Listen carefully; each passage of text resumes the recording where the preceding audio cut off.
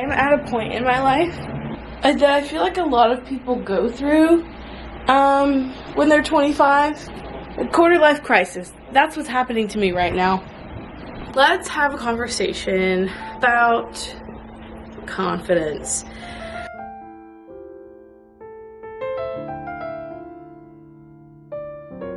Trigger warning. We talk a lot about eating disorder in this video, so if that's not going to be good for you, you know you can't watch this video, okay? Go drink some water, or go take some barefoot steps in the grass outside if you need to get through this video. If you want to watch this video and need to like feel grounded, go do what is best for you. But also don't watch this video if you know in the back of your mind that you probably shouldn't. Like, because we all know, I do it too. I watch a video or I click on a link and I see something that I probably, for my own personal mental health, probably shouldn't have looked at. So, girlfriend, girly pop, baby, girl energy, BFF, leave. If this video, if talking about eating disorders and emotional, whatever, hormones, anything, birth control, things like that, if any of that is going to do anything to you, anything to your brain, I'll see you later. Okay? Right, bye. Hi. Let me start by saying hi. My name is Bebee. I am a lifestyle content creator. I make content about building my dream life so that way I can have financial freedom to do the things that I want, like go to brunch at 11 a.m. because I can. And on this channel we love personal growth, Taylor Swift, and all things cozy. Subscribe if you like the aesthetic. This is my living room. It's an open concept, kind of.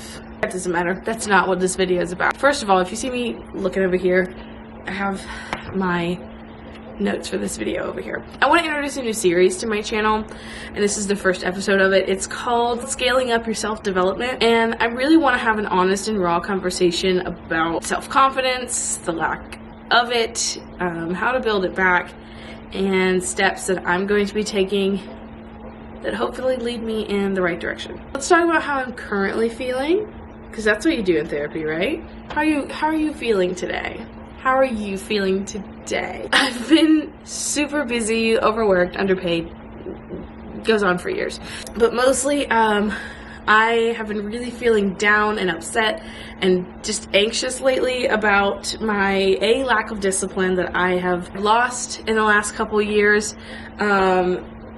Super emotional and hormonal due to my hormones probably being out of whack. Kind of all over the place, very mood swingy, almost as if my period never stops. Like I just always feel like PMS symptoms are happening, where I'm like moody and anxious and really angry all of the time. And this is just within the last couple of years that I have kind of noticed that change. I'm gonna be really raw with you right now. I've always kind of had anger issues, but it hasn't been like this in a very long time, and the way that I feel currently is how I used to feel in childhood, and I don't know what's been triggering that, but I'm in therapy and we're figuring that out, and that's not what this video is about. This video is about self-confidence and how I'm planning to get that back. So I have gained weight, and you can tell in my videos, if you go back to 2020, 2021, I have gained like 50 pounds since those videos, and might I be the first to mention, it has been called out to me a lot in my videos, not necessarily long form, but any YouTube shorts, TikTok video, Instagram reel, it's been made very apparent that I am not skinny. So let me be the first to say that I know that, and you don't have to fucking comment that, okay? Body is not who I am, okay?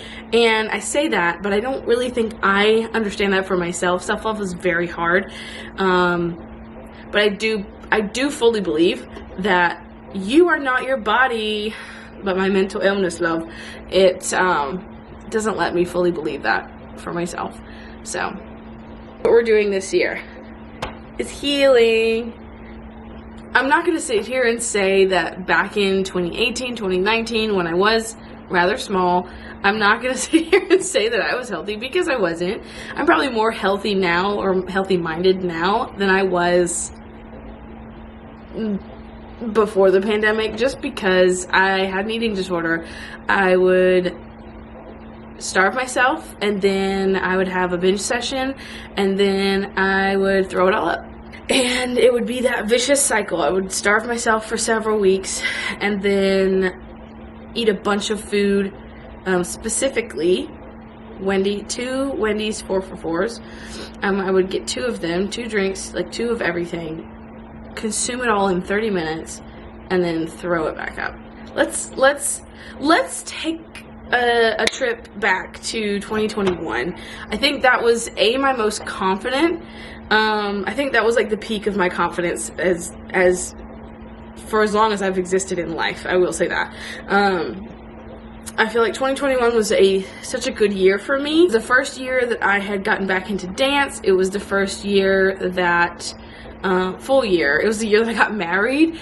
It was the year I started my business. I just was on a really good high in 2021. And then in 2022, I feel like I hit a really low. And the high happened really quick, and the low happened really fast, but the progression from this recent low back to a decent confidence level has been very slow progressing. And I feel like a lot of people feel that way, because there were a lot of high hopes that things would get better in 2021, and things did not. There were a lot of hopes that things would get better in 2022, and then they did not. And this summer finally feels like we're at a turning point, not necessarily with the pandemic or with the end of the pandemic. COVID still exists, people. Be cautious.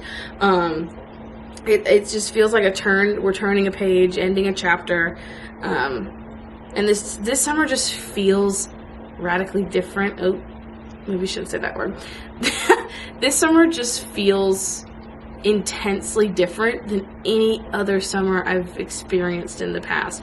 Truly, I said this at the beginning of the summer, that it just feels like the summer of 2018 again. And the summer of 2018 was probably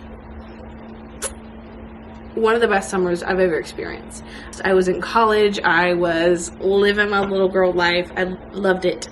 But I also had more discipline. I worked out more.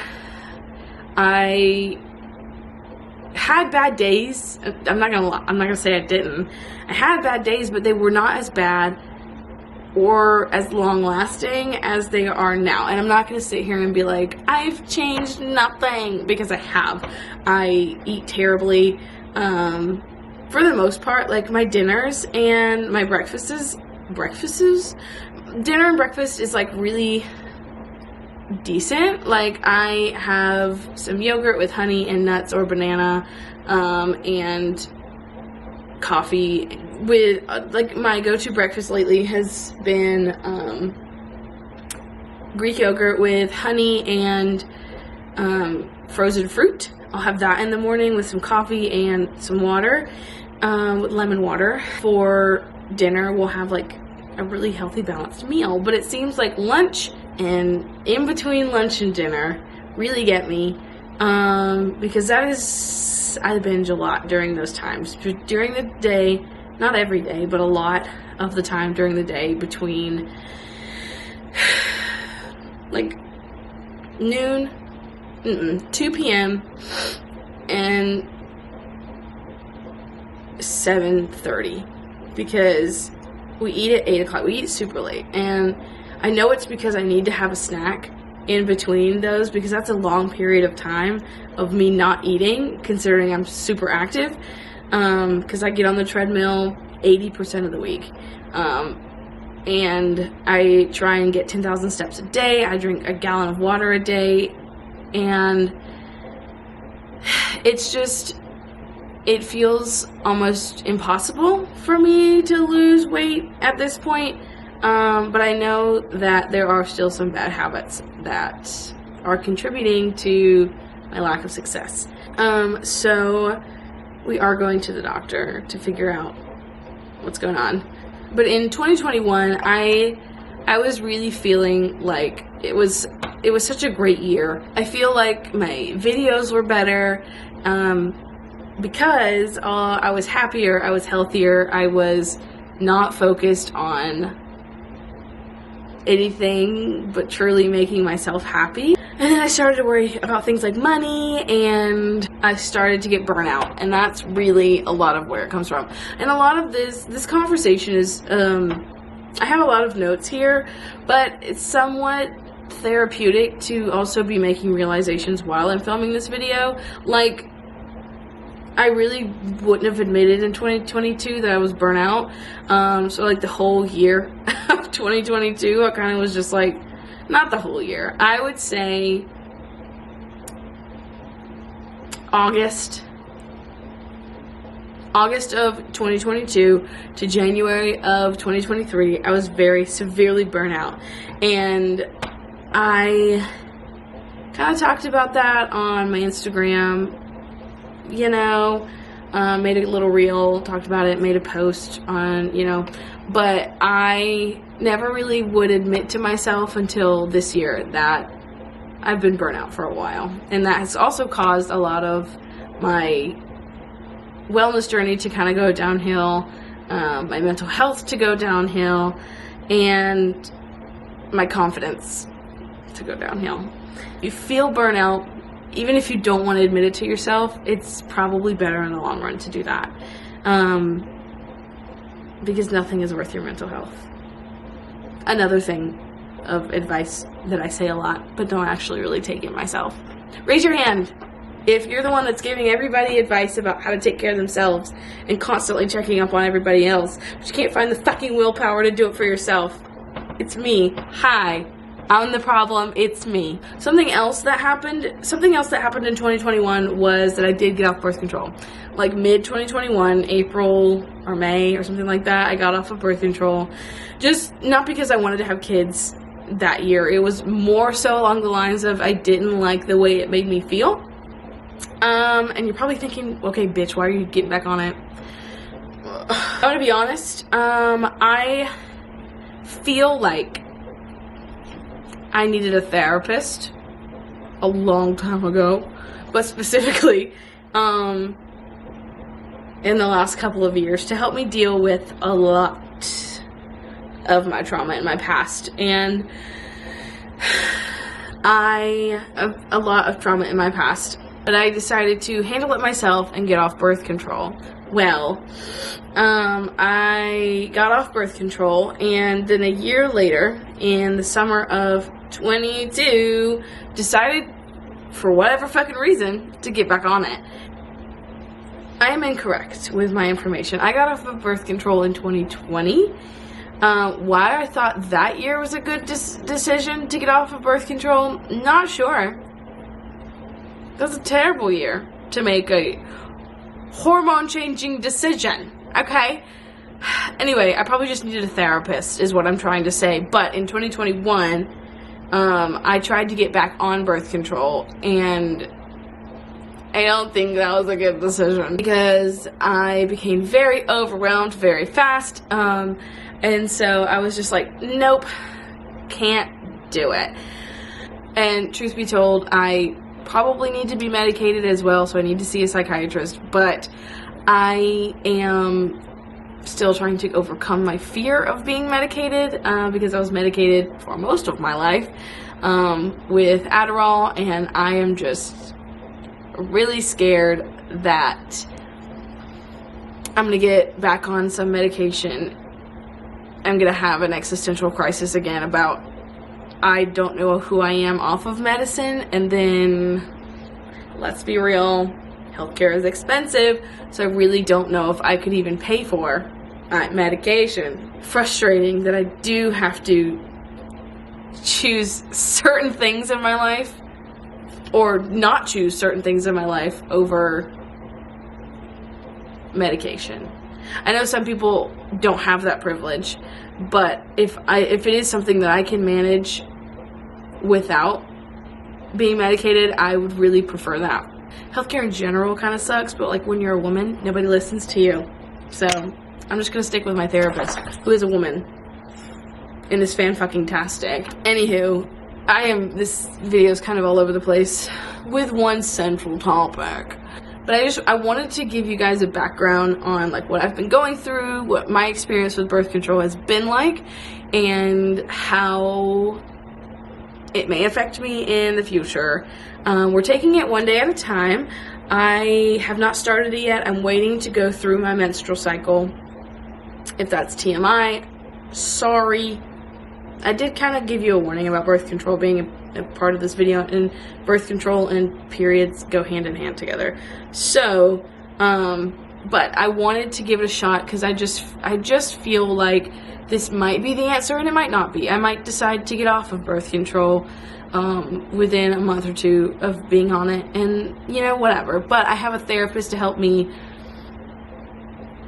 kind of guide my way through a lot of things, not necessarily my birth control journey, but like she is available to help me with other aspects of my life that I really need to take accountability for, because nobody's gonna heal you but yourself, you know?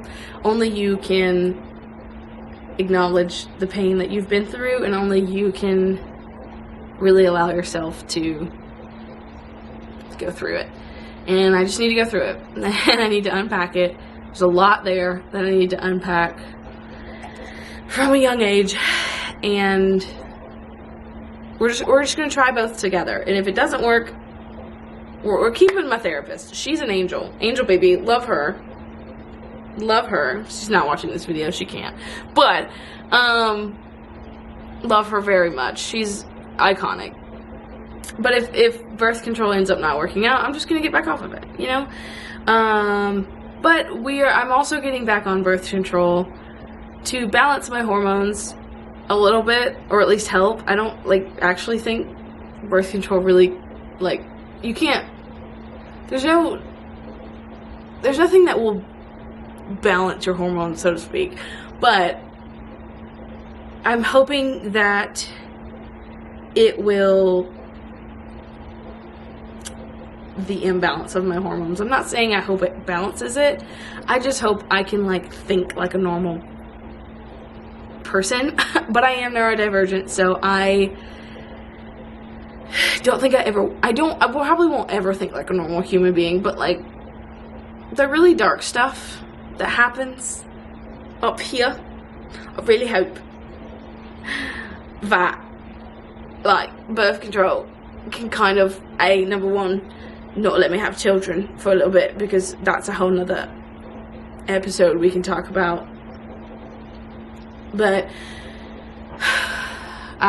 we decided we don't want kids right now.